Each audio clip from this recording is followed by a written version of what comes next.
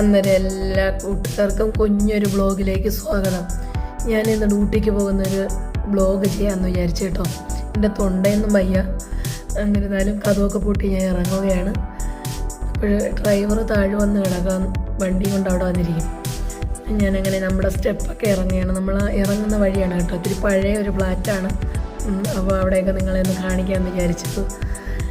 ഞാൻ താഴേക്ക് പോവുകയാണ് കേട്ടോ. വണ്ടി അവിടെ വന്ന് കിടക്കുമ്പോൾ നോക്കാൻ പോകുന്ന വഴിയൊക്കെയാണ് നിങ്ങളെ കാണിക്കുന്നത്.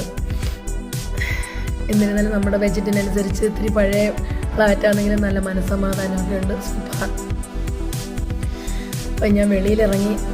വെളിയിലവിടെ വണ്ടി പാർക്ക് ചെയ്യാൻ അപ്പുറത്തൊരു ചേച്ചി സമ്മതിക്കില്ല. വണ്ടി അങ്ങോട്ടിരിക്കുകയാണ് കേട്ടോ ഡ്രൈവർ.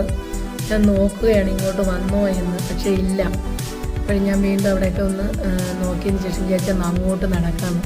അപ്പോൾ അങ്ങനെ അങ്ങ് ചെന്നു വണ്ടിയിൽ കയറുകയാണ്. വണ്ടിയിൽ കയറി ഞങ്ങൾ പോവുകയാണ് കേട്ടോ. വണ്ടിയിൽ കയറിയപ്പോഴാണ് അറിയുന്നത് രണ്ടുപേരെ ബീച്ചിൽ ഇറക്കാനുണ്ടെന്ന്. അപ്പോൾ ഇന്ന് നേരത്തെ വന്നു. അപ്പോൾ ഞാൻ വിചാരിച്ചെന്നാൽ എനിക്കൊന്ന് ബീച്ചൊക്കെ കറങ്ങിയിട്ട് പോകാമെന്ന് വിചാരിച്ച് അവിടം വരെ വണ്ടി ഉള്ളതെന്ന് പറഞ്ഞു. ഞാനും എന്നാൽ എന്നെ അവിടെ ആക്കുന്നെങ്കിൽ അവിടെ ഒന്ന് കാണാമെന്നൊക്കെ ഞാനും വിചാരിച്ച് സന്തോഷത്തിരുന്നു. അപ്പം ഞാൻ ജോലിക്ക് പോകുന്ന വഴികളാണ് ഇതൊക്കെ കേട്ടോ. ഏകദേശം 20 മിനിറ്റ് യാത്രയുണ്ട്. അപ്പോൾ ഇത് നമ്മളെ വീടും കഴിഞ്ഞ് ഇങ്ങോട്ട് ഇറങ്ങുന്ന ആദ്യം ഒരു സ്റ്റോപ്പാണ്, ഒരു വളവാണ്. അപ്പോൾ എന്നിരുന്നാലും നല്ല ഭംഗിയാണ്. യാത്രയൊക്കെ ചെയ്യുമ്പോൾ കാണാൻ നല്ല ഭംഗിയാണ് കാഴ്ചകളൊക്കെ കേട്ടോ. നിങ്ങളെ ഇതുവരെ ഞാൻ എൻ്റെ ജോലിയുടെക്ക് പോകുന്നൊരു ബ്ലോഗ് എടുത്ത് കാണിച്ചിട്ടില്ലല്ലോ. അപ്പോൾ ഇന്ന് അങ്ങനെ ആകട്ടെ എന്ന് വിചാരിച്ചു കേട്ടോ. പനിയാണ്, കലശലായ പനി ആയതുകൊണ്ടാണ് എൻ്റെ സൗണ്ട് ഇങ്ങനെ ഇരിക്കുന്നത് കേട്ടോ. ആരും തെറ്റിദ്ധരിക്കണ്ട. ഫ്രിഡ്ജിൽ ഇരിക്കുന്ന തണുത്ത ആഹാരം കഴിക്കരുതെന്ന് പറയുന്ന ഒരാൾ വീണ്ടും കഴിച്ചാൽ എങ്ങനെ ഇരിക്കുമെന്ന് നിങ്ങൾക്ക് മനസ്സിലായിട്ടുണ്ടല്ലോ. ഇങ്ങനെ ഇരിക്കും. ഇനി ഏകദേശം ഒരു 10 ദിവസം മിക്കവാറും ഇങ്ങനെയൊക്കെ തന്നെ ആയിരിക്കും. അപ്പോഴും നമ്മൾ പോവുകയാണ് ഗൈസ്. അതുപോലെ തന്നെ ഒരുപാട് വളവും തിരിവും ഒക്കെ ഉണ്ട്. ഇന്നിത്തിരി വണ്ടികളൊക്കെ കുറവാണ്, നൊയമ്പല്ലേ. അതുകൊണ്ട് ഡ്യൂട്ടിയുടെ സമയമൊക്കെ മാറ്റിയതുകൊണ്ട് റോഡിൽ അത്ര വലിയ തിരക്കൊന്നും ഇല്ല കേട്ടോ. എന്നിരുന്നാലും അങ്ങനെ എന്നെ ബീച്ചിൻ്റെ അവിടെ കൊണ്ടിറക്കി. മറ്റവർ അങ്ങോട്ട് പോയി. അവരുടെ ഒന്നും വീഡിയോ ഞാൻ എടുക്കുന്ന മോശമല്ലേ. ഞാൻ വിചാരിച്ചു എന്നാൽ അങ്ങോട്ട് പോയെന്ന് കാണാം. ഇനി നിങ്ങൾക്കൊരു കാര്യം ചെയ്യാം. ഒറിജിനൽ കടലിൻ്റെ മൂളലും കുറേയധികം കിളികളുടെയൊക്കെ കലമ്പലും ഒക്കെ ഞാൻ നിങ്ങളെ കാണിച്ചു തരാം. അതൊക്കെ ഒറിജിനൽ സൗണ്ടിൽ നിങ്ങൾക്ക് കേൾക്കാം. എനിക്ക് സൗണ്ട് വയ്യാത്തതുകൊണ്ട് ഞാൻ വോയിസ് കുറയ്ക്കുകയാണ്. ഒറിജിനൽ സൗണ്ട് തന്നെ നിങ്ങളെ കേൾപ്പിക്കുന്നതായിരിക്കും. അപ്പോൾ എല്ലാവരും ഈ വീഡിയോ കാണണം കേട്ടോ. അതിമനോഹരമാണ്. ഇതിൻ്റെ ഇടയ്ക്കൂടെയൊക്കെ അക്ഷരങ്ങളൊക്കെ തെറ്റുമ്പോൾ ഒന്നും വിചാരിക്കേണ്ട, എൻ്റെ സൗണ്ട് പോയിരിക്കുന്നത് കൊണ്ടാണ് കേട്ടോ. അപ്പോൾ എല്ലാവരും ഇതൊന്ന് കണ്ടൊക്കെ ആസ്വദിക്കുക. ഒരുപാട് പ്രകൃതി രമണീയമായ ഒരു കടൽ തന്നെയാണിത്. ഇവിടെ എത്ര വന്നിരുന്നാലും നമുക്ക് സന്തോഷമാണ്. വീണ്ടും വീണ്ടും വരാനാണ് നമുക്ക് തോന്നുന്നത്. അപ്പം ഞാനവിടെയൊക്കെ ഒന്ന് ഇങ്ങനെ വീഡിയോ ഒക്കെ സൂം ചെയ്ത് എടുത്തെടുത്ത് അങ്ങനെ നിൽക്കുകയാണ് കേട്ടോ.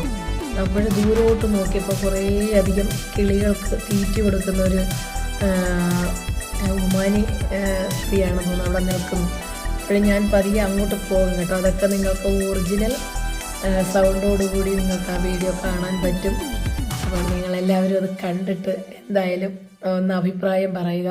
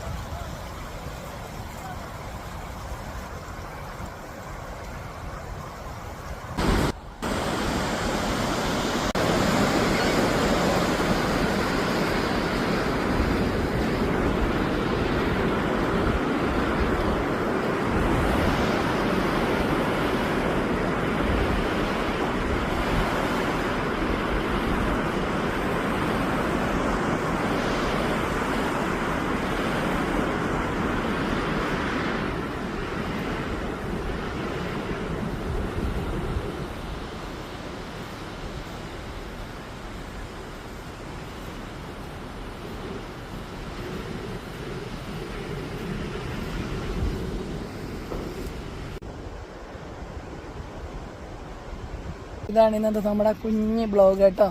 ചേച്ചിയുടെ തൊണ്ടയൊന്നും ശരിയല്ല. Okay, tata, bye. വീണ്ടും അടുത്ത വീഡിയോ കൊണ്ട് പിന്നെ കാണാം.